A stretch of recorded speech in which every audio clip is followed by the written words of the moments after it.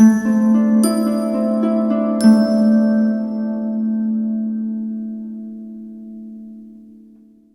was in a place, and there's this guy named Bill Hybels who's talking. And he talked, so 45 minutes or so.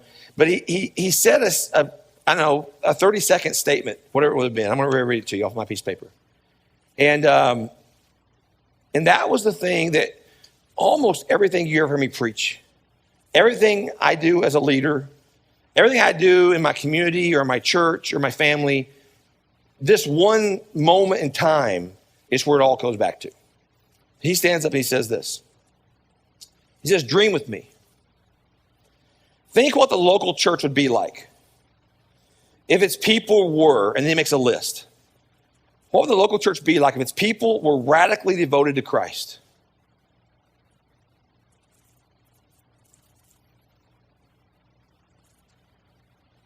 What would the local church be like if they were irrevocably committed to each other?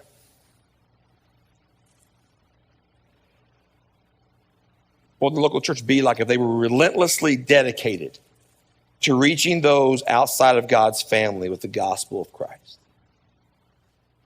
And then he gives a conclusion. It would be an unstoppable force for good in the community, an inspiration to other churches, a testimony of God's unfailing grace.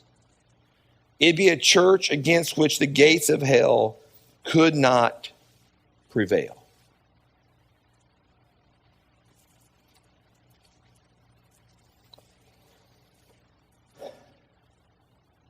I'll never forget that moment.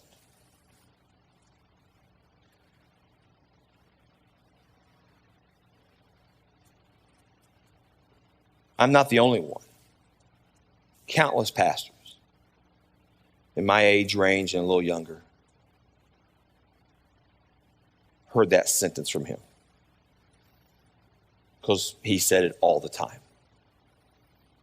They were challenged to dream about what the local church would be like if we stopped saying the early church looked like this, and we started saying this is what the local church should look like. See, the problem is that when the church stops being the church, it's no different than any other community organization in town. It's just another organization. It pays its dues. It has memberships. It has, whatever it is, it does.